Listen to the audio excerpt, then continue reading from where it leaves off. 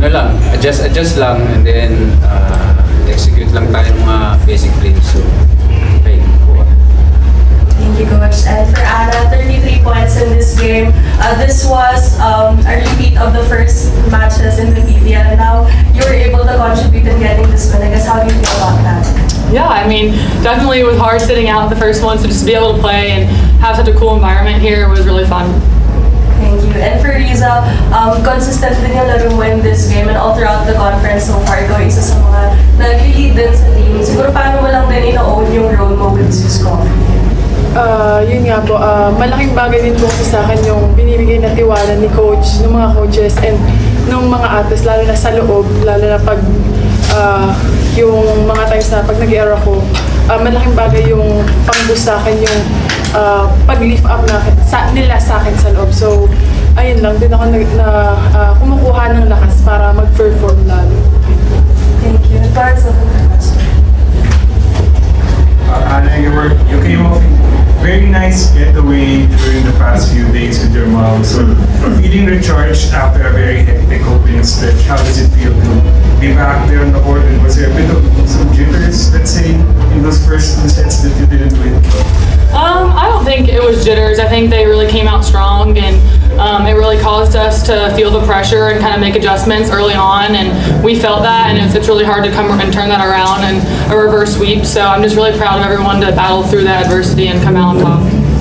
And thank you for Riza. So far sa 5 games na napanalo niyo, parang ano yung ibang pinakita ng Zeus Coffee ngayon compared sa mga previous conferences na sa tingin mo yung talaga yung nag-set apart sa inyo so far? Siguro, mas lumabas yung ano namin, yung pagiging palaban and as a team na player, and yun. And for Coach Terry, ano lang po siguro yung general impression niya sa 5-0 start?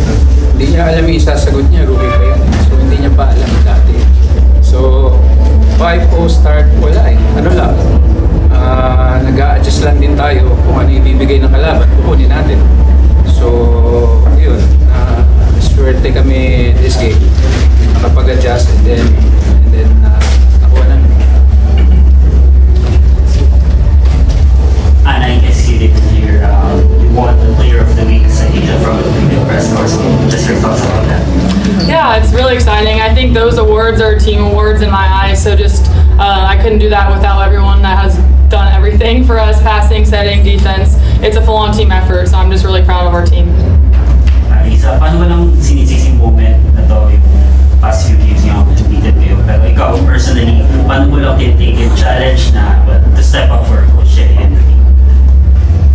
Siguro ano lang po sa akin one game at a time lang yung sa akin na every game kailangan maghanda yung mindset na laging ready kahit di man ipasok. Ayun. Coach Jerry, congrats po sa 5-0 starting nyo. Siguro para sa inyo po, ano po ba yung key doon sa start na yun, and siguro paano nyo ito dadalhin sa next week? Well, basically, si Ana nandyan. So may mga rotations tayo na kailangan nating makaikot agad. Nandiyan si Ana, so nagagawa namin yun. Yun talaga. Coach, 5-0 start. Does this set out a statement to other teams na to watch out for kayo? And are you satisfied? Masasabi mo na bang satisfied ka because this will be preliminary round? Masarap pakinggan yung 5-0, pero ang haba pa ng tournament. So, may, di ba, bottom 3 kakalabanin pa natin, ikot pa tayo, kumbaga round robin ulit.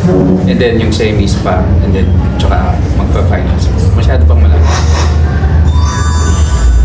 Coach, yung sa game kanina, can you talk about ng paano nakambak ng team, especially compared to sets na?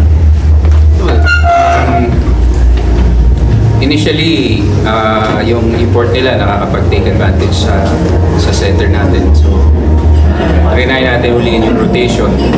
And somehow nag-work naman. All the rest. Kumbaga, given yung blocking, nandiyan si Ana. So, ganun lang.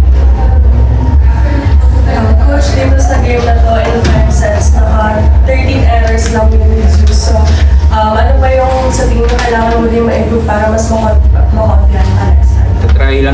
maging consistent. So yung mga basics namin, yung mga pass setting. So yung mga maliliit na bagay, doon talaga yun. Maging consistent kami ron. You know nga, 13 errors ang mas masaya pagka ganun, konti lang. Maganda yung execution. Thank you, Coach. Thank you, Ana. Thank you, Riza.